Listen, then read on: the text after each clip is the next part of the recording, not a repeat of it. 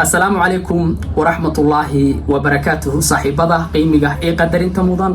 aad baa idin salaamaya meel kastoo daafaha caalamka aad ka joogtaan soo dhawaada dhinaciigan waxa idinkaga muuqato waa laba wiil oo dhalinyaro Soomaaliyeed ah waxay ku nool yihiin waa magaalada Nairobi gaar ahaan xaafadda Islii muuqaal iska soo duubeen ayaa baraha bulshada Soomaalida aad u girgilay gaar ahaan barta ay TikTok ku leeyihiin haddaba mid ayaa kan kala wareysanaya ka oo u gafaya sharafka iyo karaamada gabdhaheena Soomaaliyeed ee ku nool guud ahaan dalka Kenya waxaan ku hayaa xog ku saabsan labadan wiil muuqaalka ay soo duubeen iyo qaabka la yaabka leh ee looga falceliyay hore waxa loo yiri ri walba halka isdhigto ayaa lagu gooracaa muuqaalkaas oo dhameystiran ayaan idin hayaa inta aan soo gudo galin hadii ay tahay booqashada ugu horeysay waxaan si xushmad ku dheehantaa kaaga codsanayaa walaal inaad nagu soo biirto channel-kana aad subscribe noo saarto sidoo kale waxaan ka codsanayaa inaad muuqaalkan aad like inoo saarto share-tan aad inoo ku darto wad ku maasan tahay tixgelinta codsigayga aan u soo laabto muuqaalka labadan wiil ee Soomaaliyeed ayaa barta TikTok waxay soo dhigeen muuqaal oo midba midka kale ku wareysanayo waliba ayagu u gafayaan gabdhaheena Soomaaliyeed ee sharafka iyo karaamada leh muuqaalkaas ayaa runtii noqday muuqaal aan qaadan waay daawashadiisa muuqaalkaas waxa daawanayana waa gabdha Soomaaliyeed waxa taageerayana waa gabdha Soomaaliyeed waxa folowga siinaya waa gabdha Soomaaliyeed waxa loofka siinayana waa gabdha Soomaaliyeed waxa la caynaya ee la dhaawacaya ee sharafkooda iyo karaamadooda dhibka inta leeg loo geysanayna waa isla aygi muuqaalka daawanaya waliba taageero weyn u muujinaya bal waa kan muuqaalkee marka hore ani adiga baan isla daawano meeqanaagan ku waca ma saddex naagan ku waca ma tala macawisti aan uga tagay guriga way tala waa diyaarsan way tala miya soo ku dhawa geeriyo way dhaqdabo guriga naga sii hagaajino waxa sanadkii kala tuuray haweenay ay baatiga haween dhaxdaas qabtay fit ah koode soo dhawaada guys waaniga Faatax Usmaan aad u weyn walaalka soo dhow oo dhawaysaa horta niyo mid ku sheegaa yani waxa tahay qof oo iska hadlo oo wiciisa wax cadeen aan helin صح حتى هاد ير إلى الأشياء غرابة ومجالدي ما ربي وربي إنه كأغلى قلو حتى مجالدي ما نعسس صح يعني دمها عدينه هيسا أنا مرة وديتك هبين الله كان قايل يبغى اللي شو قد بي يعني واحد عدينا أو موضوع أو يعني ما ركتي بس كحد بني آدم قال كلام نيو ورتا أنا عدين يقوم مو عدين محا عدين يقوم مو أنا عدين كنت سا وكل شيء هرانا كل شيء وحنسوع ما كم الله لا منينو ميقانا كان كوعة مسدحنا كان كوعة مسافرنا كان كوعة أنا كوع عدين يو إن وحول بقى يفوذين سدح أفر إيشان أو إيوعن هل كمد إيوع هل ناك ما تكون هل كلي ورلو ما كدقتي مي هل كلي أو كوقنا عن نوع وحدا غادي عدين هل كسب إيجا بدن باني بس وهذا كهذا عدوا وعي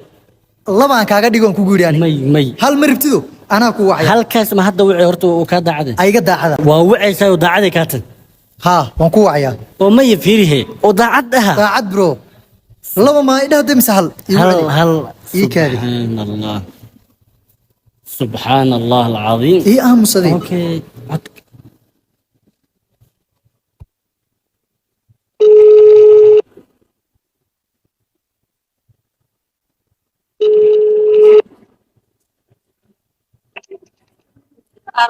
هلو بيبي hey baby إيه ورن سيتها fiican ma sha Allah seeta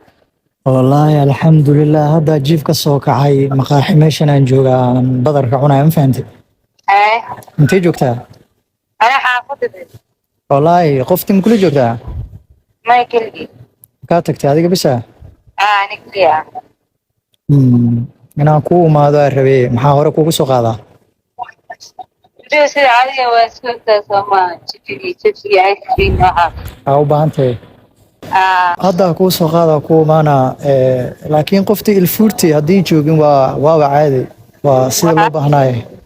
وعادي وأي ما كتمرت qoftaas dhibsadaniyo wata ayadoo joogto kuma shumini karo waxa uma jiraan faham تصوير يا كبقنا ذي ما معنى سعيم كلي أحد في جوات hay oo ku maana liftiga ay taawanaysa marka meesha maado koode marka ma tala macawisti aan uga tagay guriga way tala waa diyaarsan way tala miya كودا ياريو waa ii dhaqdabo raalliyo aa tahay wallah been kuma sheegaayo ما وكجعله وقتي qof aan la heli karin aa tahay ma fahanta waa isa soo fududeynaa qabuuxuna dhacayaaye وديار إيموبيل hay bebe guriga naga sii hagaajino فأنا سيك الطورة هوينا hay baatiga habeen dhexdaas qabtaa fit ahaa koo dheh kaasila kusii labisa macaan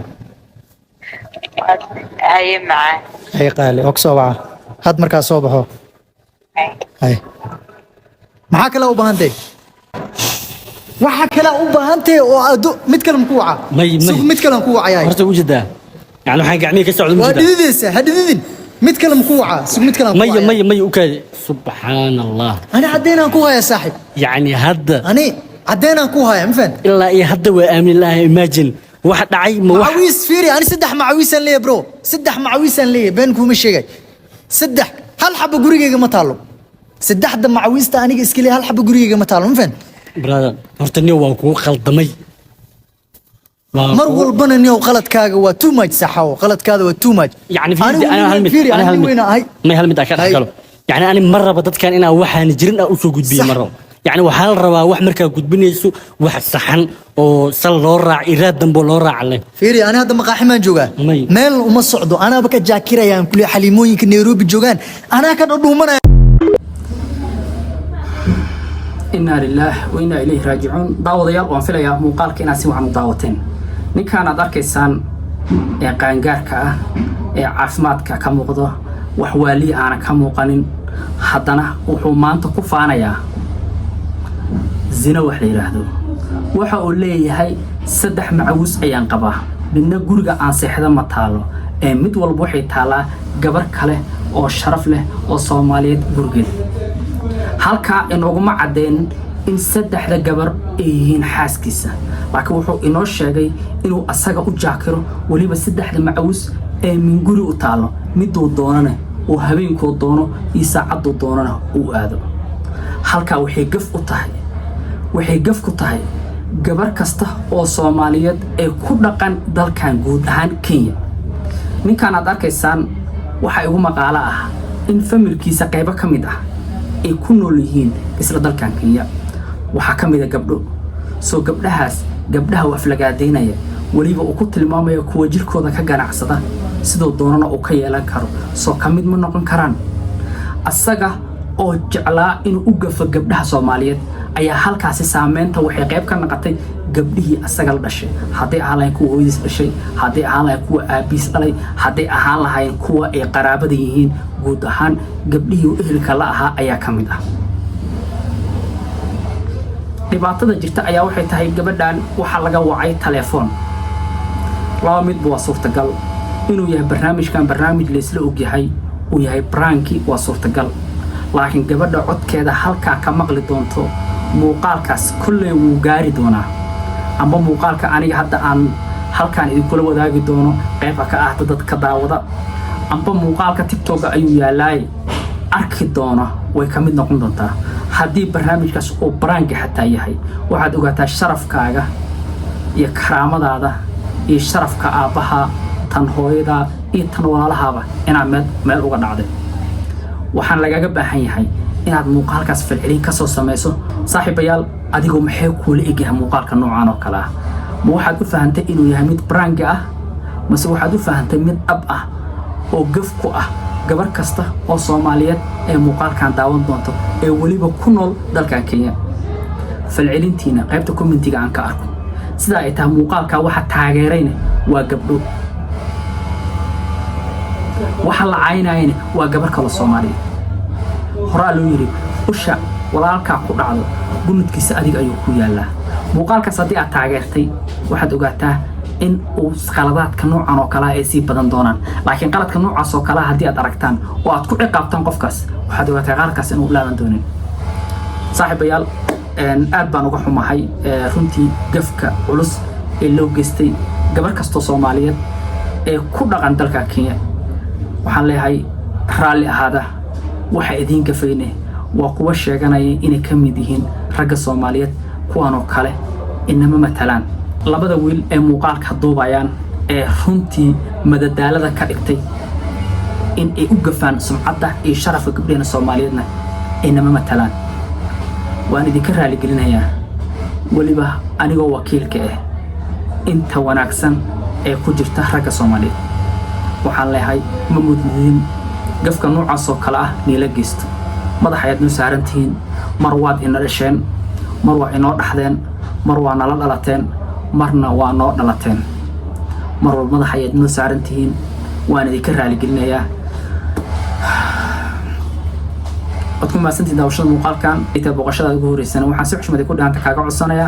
إن عند نقص برتمانته جانا كان سبسكرايب نوصارته سيدا كل حكاجع الصنايع إن عند مقال كأدلاج نوصارته شير تنادي نقدرته مقال كان مدلا ميد أنت كل مدونه وحدك جت جيا السلام عليكم ورحمة الله وبركاته.